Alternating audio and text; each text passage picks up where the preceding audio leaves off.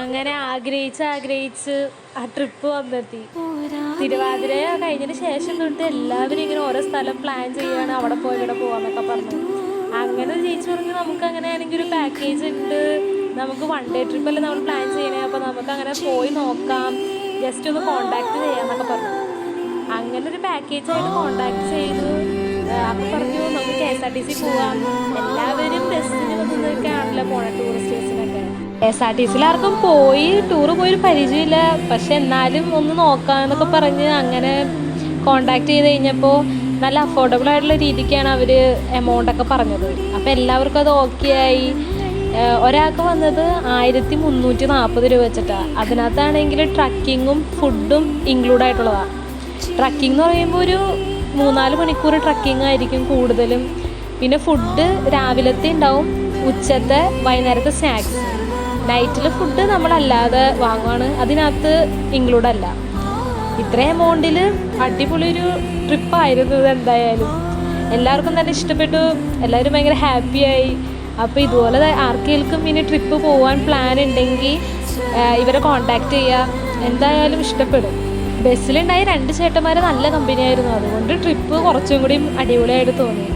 അപ്പോൾ അവരെ കോണ്ടാക്ട് ചെയ്യണമെങ്കിൽ അവരുടെ ഡീറ്റെയിൽസ് ഞാൻ വേണമെങ്കിൽ ഇവിടെ സ്ക്രീനിൽ താഴെ കാട്ടാം, പിന്നെ അതുപോലെ തന്നെ ഡിസ്ക്രിപ്ഷനിലും ഇട്ടേക്കാം. കോണ്ടാക്ട് ചെയ്യാനുള്ളവർ കോണ്ടാക്ട് ചെയ്ത് നോക്കുക. എന്തായാലും ഒരു അടിപൊളി ട്രിപ്പായിരിക്കും. നിങ്ങൾ പ്ലാൻ ചെയ്ത് നോക്ക്, സെറ്റ് ചെയ്യ്. ഞങ്ങളുടെ ഒരു ഇതനുസരിച്ച് പറയാണ്, ഒരു 1.5 ട്രിപ്പായിരുന്നു.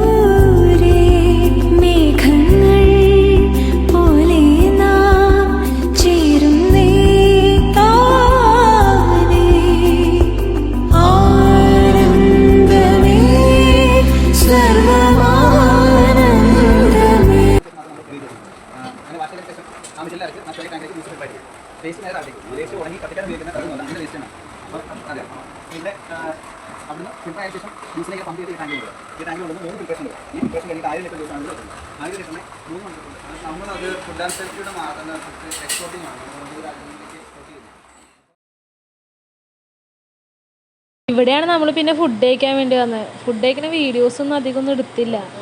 ഉച്ചയ്ക്ക് ഉണ്ടായിരുന്നത് ചോറ്, മീൻ ഫ്രൈ, പിന്നെ 2-3 തോരനുണ്ടായി, സാമ്പാർ, മോര്, സാലഡ്, ഇത്രയും കൂട്ടം കറികളുണ്ടായിരുന്നു.